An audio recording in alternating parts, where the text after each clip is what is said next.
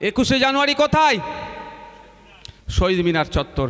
মায়েদের বলবো, কারো বাধা বিপত্তিকে মানবেন না, আগিয়ে আসুন। পরিবার পরিজনকে নিয়ে আপনার বাড়ির মেয়েটা নিরাপত্তার কথা ভেবে আপনি যদি না আমরা চিৎকার করে তিলোত্তমার সাথে যারা অন্যায় করেছে এদেরকে যদি না সর্বোচ্চ শাস্তি দিতে পারি, আপনার আমার বাড়ির মেয়ের দিকেও কিন্তু এই সমস্ত নরখদকদের চোখ পড়বে। তাই আমরা সকলে ঐক্যবদ্ধ হয়ে বিভিন্ন সমাজের মানুষ এক হয়ে যদি তিলোত্তমার খুনি ধর্ষকদের বিচারের ব্যবস্থা করতে পারি, যাদের মনে কুচ চিন্তা ভাবনা আছে মনের মধ্যে দাফন করে দেবে, মনের মধ্যে দাহ করে দেবে। তাই আপনার মেয়ের ভবিষ্যতের কথা ভেবে, আপনার ভবিষ্যতের কথা ভেবে, আপনার পরিবারের ভবিষ্যতের কথা ভেবে ঘরে বসে থাকার আর সময় নয়। আপনি শাখাপালা পরে, আপনি বোরকা পরে, আপনি হিজাব পরে, আপনি আপনার ধর্মীয় প্র্যাকটিসকে সামনে রেখে চলুন 21শে জানুয়ারি রাজপথে। কোনো বাধা বিপত্তি নয়, ওখানে শহীদ মিনারের ময়দানে দাঁড়িয়ে মেয়েদের অধিকারের জন্য আমরা সোচ্চার হব, পুরুষের অধিকারের জন্য আমরা সোচ্চার হব। আমি আপনাদের অনুরোধ করব, আসুন আমরা ঐক্যবদ্ধ হই। আমাদেরকে ঘরে ঢুকিয়ে দেওয়ার চেষ্টা হচ্ছে, ঘরে ঢুকিয়ে দিতে পারলেই এই ব্যাটাগুলোর লাভ হবে। অন্যায় করবে, কোনো আমার একটা বোনের সাথে অন্যায় হবে, বলবে একটু শরীর থাকলে যেমন কি বলে গো জ্বর হয়, ও একটু দুষ্টুমি করে ফেলেছে। অন্যায় করবে, আবার কি বলবে লাভ অ্যাফেয়ার আছে। নিজের ঘরের স্বামী স্ত্রীর মধ্যে থাকলেও কারো উপরে কারো প্রেশার দেওয়া যায় না, তো লাভ অ্যাফেয়ার তো দূরের কথা। আমি গিয়েছিলাম বছর দুয়েক হচ্ছে, কোথায় ওটা, নদিয়া জেলার, আরে বাবা আমাদের একটা বাচ্চা, হ্যাঁ হাঁসখালিতে। এত অপদার্থ সরকার চলছে এটা। একটা তো মেয়েটাকে, আমি এখনও বলছি, মেয়েটা জীবিত অবস্থায় তাকে দাহ করেছে কি কেউ দায়িত্ব নিয়ে বলতে পারবে না। আমার তো সন্দেহ হচ্ছে যেভাবে রাতের অন্ধকারে নিয়ে গিয়ে দাহ করেছে, হয়তো মেয়েটা জীবিত ছিল তাও পুড়িয়ে দিয়েছে। মানে আমি দায়িত্ব নিয়ে বলছি, এটা আপনাদের কাউকে দায়িত্ব নিতে হবে। যদি আমি ভুল বলি আমার বিরুদ্ধে মামলা করতে পারেন। আমি সন্দেহ করি, বিশ্বাস করুন, যে আমার হয়তো বোনটা বেঁচে ছিল, এরা এদের সব এভিডেন্সকে ধামাচাপা দেওয়ার জন্য মেয়েটাকে, আমার বোনটাকে জ্বালিয়ে দিয়েছে জেন্দায়। তার শুধু তাই করে ক্ষান্ত হয়নি, যেমন মুসলিম ধর্মে বিভিন্ন ধর্মের রীতিনীতিতে শেষকৃত্য সম্পন্নের পরে কিছু কাজ থাকে, তো দিন ওয়াইজ কিছু কাজ থাকে না হিন্দু সমাজের মানুষের। তো আমি যেদিনকে গিয়েছি খবর পেলাম যে ওই দিনকে ওই মেয়েটার কাজের দিন আছে। স্বাভাবিকভাবে যারা ধর্মীয় জ্ঞানে দীক্ষিত হয় মুসলিম সমাজের, তারা এই ধরনের কাজগুলোকে পরিচালনা করার দায়িত্ব নেয়। আর হিন্দু সমাজে আমরা কি বলি, পুরোহিত মশাই বা ঠাকুর মশাই এই কাজগুলো করে। ওই মেয়েটির পরিবার লোকাল যিনি পুরোহিত ছিলেন তাকে ডেকে ওই কাজটা করবে চাইছে, কিন্তু অপদার্থের এত ওই মেয়েটার পরিবারকে মেয়েটার বাড়িতে আসতে দেয়নি এই পুরোহিত মশাইকে। মানে এতটাই এরা নির্লজ্জ। মেয়েটাকে তো তোরা মেরে দিলি, তোরা দাহ করে দিলি, দাহটাও ধর্মীয় রীতি মেনে হয়নি। আমি বলতে পারি এটা একদম দায়িত্ব নিয়ে বলছি, দাওতে ধর্মীয় রীতি মেনে হয়নি। তোমরা যা করলে তারপরে ধর্মীয় রীতি মেনে তার পরিবার, তার সে যেগুলো হয় কি বলে গেলে শ্রাদ্ধের অনুষ্ঠান না কিছু একটা শ্রাদ্ধের হয় না, বা যে কোনো যেটা হয় হিন্দু সমাজের, সেটা করতে দেয়নি। আমি দিয়ে পৌঁছেছি শুনলাম এই। তার আগে অবশ্যই ওখানে এবিটি এর একটা টিচার্স টিম গিয়েছিল। আমিও তাদের সাথে কথা বলে পরিবারের লোকজনকে বললাম যে দূর থেকেও যদি ব্যবস্থা করা যায় দেখুন, দূর থেকেও যদি কোনো ঠাকুর পুরোহিত মশাইকে আনা যায় দেখুন, আমি এখানে উপস্থিত থাকছি যতক্ষণ না পর্যন্ত ধর্মীয় ওই কাজটা শেষ হবে। আমি যাব না, দেখছি কোন মায়ের লাল আছে এখানে সে ডিস্টার্ব করে। আমি ছিলাম দাঁড়িয়েছিলাম। তারা তাদের ধর্মীয় কাজ সম্পূর্ণ হওয়ার পরে বাবা মার সাথে কথা বলে আমি ফিরে এসেছি। তো আমার জাত চলে গেছিলো নাকি। আবার ওই ছবিটা নিয়ে আমার কিছু বন্ধু আছে যারা রাজনীতিকভাবে আমার সাথে পেরে উঠতে পারে না, ওরা বলে এই দেখো পুজো হচ্ছে ওখানে দাঁড়িয়ে আছে। ধর্মনিরপেক্ষ ভারতবর্ষে বসবাস করছি, যারা মসজিদের আজান নিয়ে কথা বলবে তাকে যেমন ছেড়ে কথা বলবো না, আমার হিন্দু সমাজের ধর্মীয় অনুষ্ঠানকে যদি বাগাত দেওয়ার চেষ্টা করে তাকেও আমি ছেড়ে কথা বলবো না। তার জন্য আমাকে যে জায়গায় সার্টিফিকেট দিকে আমার দেখার দরকার নেই। তা আমি বলার এটা কারণ, তাহলে আমার বাড়ির মেয়েগুলোর এক একটার পর এক একটা ওই হাঁসখালিটাকে কি বলেছিল ওদের ছিল, এই বলে এড়িয়ে যাওয়ার চেষ্টা হচ্ছে। আরে ভাই, মেয়েরা পৃথিবী অর্ধেক জুড়ে আছে, অর্ধেক আকাশ মেয়েরা। ছেলেদের যতটা অধিকার আছে এই সমাজে মেয়েদেরও ততটা অধিকার আছে। ছেলেরা সমাজকে এগিয়ে নিয়ে যেতে যতটা চেষ্টা করে, আমার মা বোনেরা, আমার মায়েরাও সে ততটাই চেষ্টা করে। আর একটা সমাজ তখন সুস্থ হবে না যখন যেই সমাজে মেয়েদের অধিকার থাকবে না। যদি সমাজ সুস্থ সমাজ চাও, ছেলেদের সাথে সাথে মেয়েদের অধিকার বুঝিয়ে দাও। তাই বলবো, ঘরে বসিয়ে ঢুকিয়ে দিলে চলবে না। আমার মাকে, আমার বোনকে, আমার মেয়েকে অধিকারের জন্য অনুরোধ এটাই। অনেকে চাইছে অশ্লীলতার দিকে ঠেলে দেওয়া, সেটা হতে দেওয়া যায় না। জঙ্গলটাকে পুঁজিপতিদের হাতে তুলে দেওয়ার যে অপচেষ্টা হচ্ছে, ওটা বাতিল করতে হবে। আমরা রাজপথে দাঁড়িয়ে শহীদ মিনার থেকে আওয়াজ তুলব কেন্দ্রের সরকারের কাছে যে অবিলম্বে আদিবাসীদের ওপরে দমন পীড়ন করার জন্য, তাদের জঙ্গলের অধিকার কেড়ে নেওয়ার জন্য যে সংশোধনী নিয়ে এসেছেন, ওটা অবিলম্বে বাতিল করতে হবে। ওই সংশোধনীকে আমরা মানব না, ওটাকে আপনাকে প্রত্যাহার করতে হবে। এই দাবি আমরা তুলব, এই অধিকারের কথা আমরা বলবো। আমরা আগামী 21শে জানুয়ারি রাজপথে যাব। যে ওবিসি সার্টিফিকেট যেভাবে বাতিল হচ্ছে, পুনরায় রাজ্য সরকারের কাছে দাবি তুলব আমরা যে নির্দিষ্ট নিয়ম কানুন গাইডলাইন মেনে ওবিসির মধ্যে যেভাবে ইনক্লুড করা হয়েছিল, ওই অবৈধ পন্থাতে না করে বৈধ পন্থা অবলম্বন করে মুসলিম সমাজে যে সমস্ত ওবিসি সম্প্রদায়ভুক্ত আছে, আরও নন মুসলিম যারা আছেন, যাদেরকে ওবিসি সম্প্রদায়ভুক্ত করতে হবে, আর্থিকভাবে যারা পিছিয়ে আছে, সামাজিকভাবে যারা পিছিয়ে আছে, তাদেরকে ইনক্লুড করা হোক। এবং 17% সংরক্ষণ নয়, এই ওবিসি সংরক্ষণটা 17 থেকে বাড়িয়ে কেন্দ্রীয় সমহারে 27% করে পশ্চিমবাংলার পিছড়ে বর্গের হিন্দু, পিছড়ে বর্গের মুসলমানদের সংরক্ষণের আওতায় নিয়ে আসতে হবে। এই অধিকারের কথা বলতে আমরা অধিকার সমাবেশে যাব। আমরা কেন যাব? আমাদের বাড়ির মেয়ে, আমাদের কন্যা, আমাদের মেয়ে, কারো দিদি, কারো বোন তিলোত্তমাকে যেভাবে খুন করে ধর্ষণ করা হয়েছে, বিচার ঠিকঠাক হচ্ছে না। মানে যারা বিচার তো কোর্ট দেবে, কিন্তু কোর্টকে যারা মেটেরিয়ালস প্রোভাইড করবে, তাদের গাফলতির ফলে ঢিলে ঢালামি চলছে। অবিলম্বে শুধু তিলোত্তমার পরিবার নয়, পশ্চিম বাংলার প্রতিটা মহিলাদের নিরাপত্তার স্বার্থে আমাদের আওয়াজ তুলতে হবে। মা বোনেদেরকে বলবো, আগামী 21 তারিখ আপনারা কলকাতা রাজপথে আসুন, তিলোত্তমার বিচার চাইতে ঐক্যবদ্ধ আওয়াজ তুলুন। অপদার্থ সিবিআইয়ের কাছ থেকে আমরা জবাবদিহি করব, অপদার্থ রাজ্য সরকারের কাছে আওয়াজ তুলব যে আপনারা মিলে, কেন্দ্র রাজ্য মিলে আমার বোনের কেন বিচার হচ্ছেন না। আমার বোনের সাথে যারা অন্যায় করেছে প্রত্যেকটা কালপিটকে চিহ্নিত করে সর্বোচ্চ শাস্তি দিতে হবে, তার দাবি নিয়ে, এবং তিলোত্তমা ন্যায় যাতে পায়, সেই জন্য আমরা অধিকার সমাবেশে উপস্থিত হব। আমরা কেন অধিকার সমাবেশে উপস্থিত হব? দেখুন, মুসলিম ধর্মীয় পরিচয় হওয়ার কারণে মারধর হচ্ছে, খুন হয়ে যেতে হচ্ছে।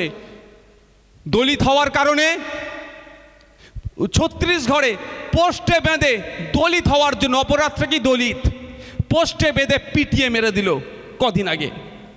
তামিলনাড়ুতে শুধু পিছড়ে বর্গের হিন্দু হওয়ার জন্য মন্দিরে উঠেছিল পুজো দিতে, মন্দিরে কেন উঠবে, পিটিয়ে 3 জনকে খুন করেছিল। এই ধরনের অহরহ আছে। 2014 থেকে 2024-25 চলছে, এই কেন্দ্র সরকারের আমলে সব থেকে বেশি আক্রমণের শিকার হয়েছে দলিতরা, তারপরে মুসলমান, তারপরে আদিবাসীরা। কারণ ধর্মীয় পরিচয়ের কারণে হয়েছে মুসলমানরা আক্রান্ত, বর্ণের পরিচয়ের কারণে আক্রান্ত হয়েছে দলিতরা, জাতিগত পরিচয়ের কারণে এই দলিত, আদিবাসী, মুসলমানরা আক্রান্ত হচ্ছে। এবং সাথে সাথে না পশ্চিমবাংলায় না ভারতবর্ষের আমাদের মায়েরা, আমাদের বেটিরা, আমাদের কন্যারা সুরক্ষিত নয়। বিভিন্ন সময়ে বিভিন্নভাবে কখনো পারিবারিক অত্যাচারের শিকার হচ্ছে, কখনো তো কারো লোভ লালসার শিকার হয়ে যাচ্ছে।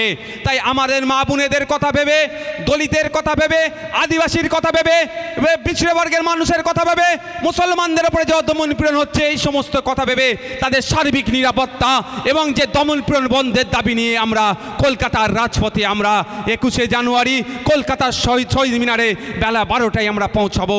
ওখান থেকে ঐক্যবদ্ধ হয়ে রাজ্য সরকার, কেন্দ্র সরকারের কাছে বার্তা দেব, অবিলম্বে সারা দেশে, সারা বাংলাতে দলিতের উপরে অত্যাচার, আদিবাসীর উপরে অত্যাচার, মুসলমানের উপরে অত্যাচার, সব মহিলাদের উপরে যে অত্যাচার হচ্ছে, দমন পীড়ন হচ্ছে, সেটাকে বন্ধ করতে হবে। তাই গলা মিলানের জন্য শুধু পুরুষ নয়, মহিলারাও, মা বেটিরাদেরকেও অনুরোধ করবো, আপনারা আসুন কলকাতাতে শহীদ মিনারে, আপনার আওয়াজ আপনি তুলবেন, আপনার সাথে নওশাদ সিদ্দিকী গলা মিলাবে, আপনার সাথে বিশ্বজিৎ মাইতি গলা মিলাবে, একসাথে আমরা আমাদের অধিকারের কথা ওই শহীদ মিনার চত্বর থেকে বলবো। আমরা আর কি দাবি করেছি? আমরা কেন যাব শহীদ মিনারে? আমাদের এই শিক্ষা প্রতিষ্ঠানগুলোতে শিক্ষক নাই, বন্ধ হতে চলেছে। আমাদের গরিব যারা আর্থিকভাবে দুর্বল, আমরা বেসরকারি স্কুলে দিতে পারছি না, আমাদের ছেলেগুলো পড়াশোনা করতে পারছে না, ফলে শিক্ষা পাচ্ছে না, সমাজ থেকে বিচ্ছিন্ন হয়ে যাচ্ছে। আমাদের সেই মাদ্রাসা সহ সমস্ত শিক্ষা প্রতিষ্ঠানে পর্যাপ্ত পরিমাণে শিক্ষক নিয়োগের দাবি নিয়ে যাব। আমরা কেন কলকাতা রাজপথে যাব? নিত্য প্রয়োজনীয় জিনিসের দাম আকাশ ছোঁয়া হয়ে যাচ্ছে, এই দামটা কমাতে হবে। ভোজ্য তেলের দাম আপনাকে 1200 টাকা দিচ্ছে, তেল চাল ডালের দাম দেখুন কিভাবে আকাশ ছোঁয়া হয়ে যাচ্ছে। এদিকে ফসল কৃষকরা দাম পাচ্ছে না, ফুলকপি 1 টাকা, একটা ফুলকপি তৈরি করতে প্রায় 5 টাকা খরচ আছে, তাকে 1 টাকায় বিক্রি করতে হচ্ছে। আর সেই ফুলকপি যখন মার্কেট থেকে আপনি আমি কিনে রান্না করছি 20-25 টাকায় কিনতে হচ্ছে। এই যে দালাল মধ্যখানে মিডিয়াটার আছে, এগুলো বন্ধ করতে হবে। যেমন নিত্য প্রয়োজনীয় জিনিসের দাম কমাতে হবে, সাথে সাথে কৃষকদের উৎপাদিত ফসলের দ্বিগুণ দাম দিতে হবে, সেই দাবি নিয়ে আমরা কলকাতায় সমাবেশ ডেকেছি। তাই আমডাঙ্গার অনুরোধ করব, আমার আগে বিশ্বজিৎ দা বললেন যে এখানে একটা কোল্ড স্টোর নাই, শুধু এখানে কেন টোটাল উত্তর 24 পরগনা দেখলে হয়তো 3টে কোল্ড স্টোর আছে। ভাবতে পেরেছেন? কৃষিপ্রধান জেলা একটা, প্রচুর কৃষক আছে এখানে, দক্ষিণ 24 পরগনায় 2-3টা আছে। এগুলো করতে হবে, অবিলম্বে এখানে একটা কোল্ড স্টোর নির্মাণ করতে হবে।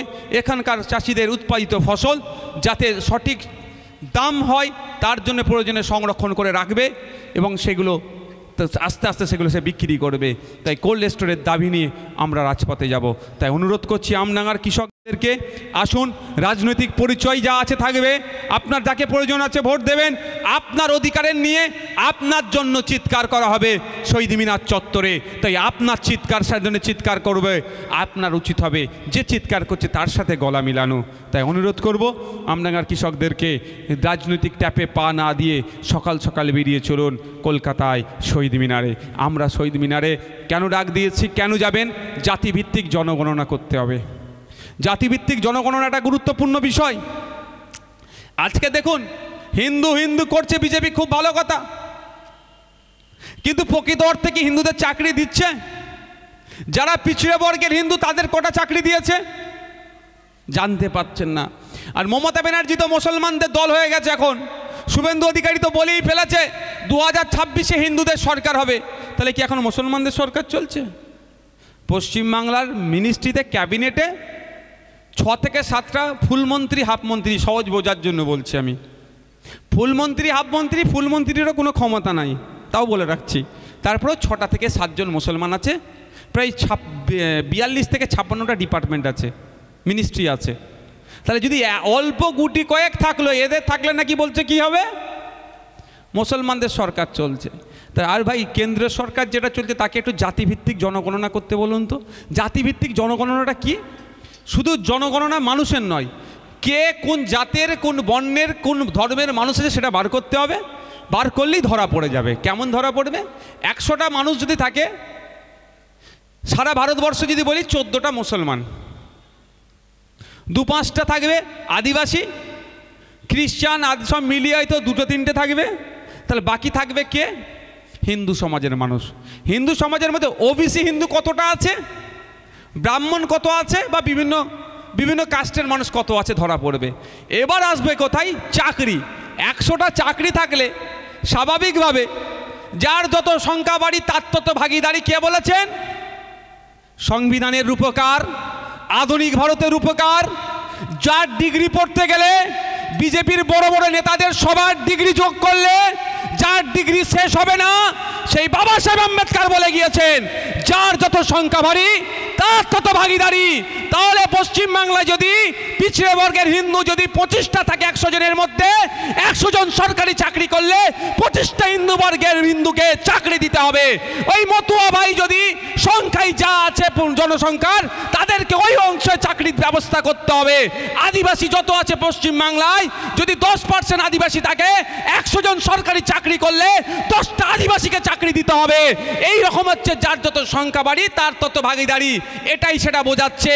কিন্তু দুর্ভাগ্যের বিষয়, যখন চাকরির সংখ্যা দেখছি 10% হয়তো আদিবাসী আছে, 2 জন সরকারি চাকরি করছে। আমাদের মতুয়া সমাজের মানুষ আছেন, নমশূদ্র সমাজের মানুষ আছেন, অর্থাৎ তারা দলিত সমাজের মানুষ।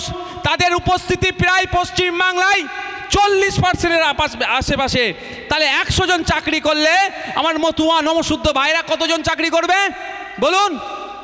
40 জন হওয়া দরকার, 4 জন করছে। কেন জাতিভিত্তিক জনগণনা করছে না? ধরা পড়ে যাবে তো। তাহলে মতুয়া ভাইরা বলবে, শুভেন্দুকেও বলবে আর মমতাকেও বলবে, ও তোমরা শুধু মতুয়া বড় কি ঠাকুর হরিচাঁদ ঠাকুর গুরুচাঁদ ঠাকুরের নাম নিয়ে খুব আমাদেরকে ভোটটা নিয়ে নিচ্ছ, আর হরিচাঁদ ঠাকুর গুরুচাঁদ ঠাকুরদের যারা ভক্ত আছে তাদেরকে চাকরি দেওয়ার বেলায় নাই। ধরা পড়ে যাবে তো। আমরা চাইছি জাতিভিত্তিক জনগণনা হোক, যে সংখ্যায় যত মানুষ আছে তাদেরকে তত দেওয়া হোক। পিছড়ে বর্গের হিন্দু প্রায় 40% আছে পশ্চিমবাংলাতে, তার বাইরে বেশি আছে। তো 100টা সরকারি চাকরি হলে পিছড়ে বর্গের হিন্দুদেরকে ওই পার্সেন্ট অনুযায়ী চাকরি দিতে হবে। এই দাবিটা আমরা করছি। এই দাবি করতে গেলে কি করতে হবে? সর্বপ্রথম জাতিভিত্তিক জনগণনা চাই। কত মানুষ আছে, কোন ধর্মের মানুষ কত, কোন বর্ণের মানুষ কত, কোন জাতের মানুষ কত, এটাকে খুঁজে আগে বার করতে হবে। বার করলেই এই যে শুভেন্দু অধিকারী আর মমতা ব্যানার্জি আর মোদিদের খেলা বন্ধ হয়ে যাবে। তখন এদের খেলা বন্ধ হয়ে যাবে। এই মমতা ব্যানার্জি মুসলমান করছে আর শুভেন্দু অধিকারী হিন্দু করছে। তো এই দুজনই হিন্দুরও ক্ষতি করছে, মুসলমানেরও ক্ষতি করছে। সব থেকে বেশি ক্ষতি করছে কেন্দ্রের বিজেপি সরকার হিন্দুদের, আর পশ্চিমবাংলার মমতা ব্যানার্জি সরকার সব থেকে বেশি ক্ষতি করছে মুসলমানদের। আর দুজনের মুখে দেখুন, একজনের মুখে হিন্দু আর একজনের মুখে মুসলমান। আসল জায়গায় চাকরি কেউ হিন্দুকেও দিচ্ছে না, কেউ মুসলমানকেও দিচ্ছে না। আর আমরা এই জন্য জাতিভিত্তিক জনগণনার জন্য দাবি তুলছি। দেখুন, জনগণের দাবি নিয়ে আমরা কলকাতার শহীদ মিনারে 21শে জানুয়ারি যাব। আপনাদের কাছে অনুরোধ করব, এগিয়ে আসুন। কে দল ডেকেছে না ডেকেছে গিয়ে হচ্ছে ওসব ভাবার দরকার নেই। আপনার জন্য দাবি উঠেছে, আপনি চলুন। শুধু আমি এই মঞ্চ থেকে বলছি না, পৃথিবীর যে কোনো প্রান্তে যাব না আমি, আমার পশ্চিমবাংলায় প্রথম বলবো, তারপর ভারতবর্ষে বলবো, যখনই ন্যায়ের পক্ষে যে আওয়াজ উঠে, সে আমাদের ব্যানার হোক আর অন্যের ব্যানার হোক, ন্যায় দাবিটা যদি ন্যায়সঙ্গত হয় সেই দাবির সাথে আমি সহমত থাকি। হয়তো ফিজিক্যালি অনেক ক্ষেত্রে পৌঁছাতে পারি না, সেই দাবির সাথে আমি মেন্টালি থাকি। তাই আপনাদের অনুরোধ করব, আগিয়ে আসুন। এখন ফিজিক্যালি আমাদেরকে বেরোতে হবে। ঘরের মধ্যে ঢুকে গেলে আপনি আপনার দাবি পাবেন না, ঘর থেকে চিৎকার করলে আপনি আপনার অধিকার সুনিশ্চিত হবে না। আপনাকে পৌঁছাতে হবে কোথায়? রাজপথে যেতে হবে, রাজপথে গিয়ে আওয়াজ তুলতে হবে। কেন আমডাঙ্গার ব্লক হসপিটালে আমরা চিকিৎসা পরিষেবা পাচ্ছি না? আমডাঙ্গার মানুষকে কেন কলকাতায় যে চিকিৎসা নিতে হবে? এর দাবিটা কলকাতার রাজপথ থেকে তুলতে হবে যে আমডাঙ্গাতে একটা উন্নত মানের পিজি হসপিটাল না হলেও সুপার স্পেশালিটি হসপিটাল দিতে হবে সরকারকে, যেখানে আমডাঙ্গার মানুষ আমডাঙ্গাতে থেকে চিকিৎসা পরিষেবা পাবে। এই আওয়াজটা আপনাদের তুলতে হবে। এই আওয়াজটা তুলতে গেলে কি করতে হবে? এক জায়গায় ঐক্যবদ্ধ হতে হবে। তো ঐক্যবদ্ধ হওয়ার প্ল্যাটফর্ম কোথায়, জায়গা কোথায়?